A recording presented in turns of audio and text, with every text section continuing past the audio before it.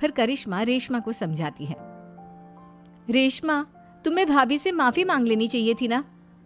लेकिन दीदी मैंने कुछ किया ही नहीं, तो मैं माफी क्यों मांगू? हाँ करिश्मा दीदी, रेशमा दीदी जैसे ही घर में आई भाभी ही उन पर चिल्ला रही थी। हाँ मैं मानती हूँ कि गलती भाभी की थी। मैं तो इसलिए बोल रही हूँ कि भाभी ने माँ को तो पूरी तरह अपने वश में कर लिया है।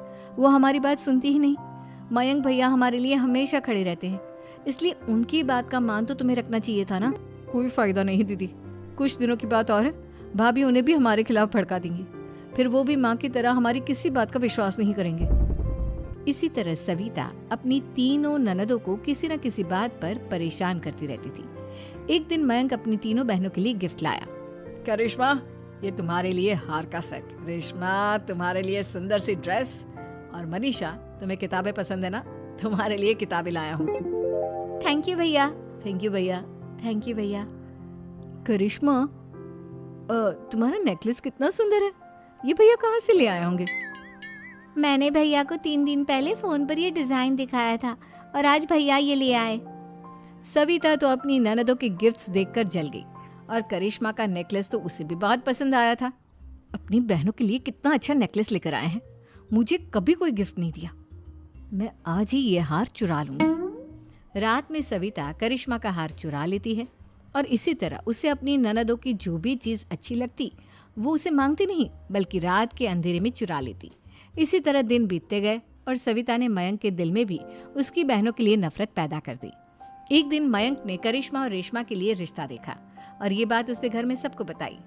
माँ, करिश्मा और रेशमा के लिए बहुत अच्छा रिश्ता आया है, वो लोग कल इन्हें देखने आ रहे हैं, आप और सविता मिलकर सारी तैयारी कर लेना।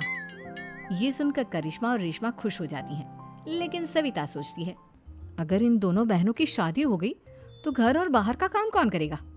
मनीषा तो 1 नंबर की कामचोर है, उससे तो किसी बात की उम्मीद लगाना ही बेकार है।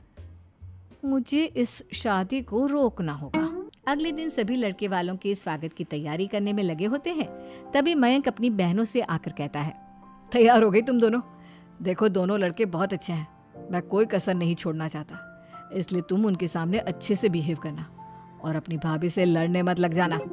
करिश्मा, तुम वो नेकलेस पहन लो ना जो मैं तुम्हारे लिए लाया था।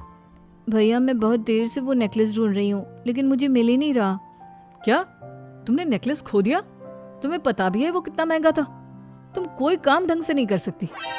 मयंक गुस्से में वहां से चला जाता है। थोड़ी देर बाद लड़के वाले भी आ जाते हैं। वो दोनों बहनों को पसंद कर लेते हैं और रिश्ता पक्का हो जाता है।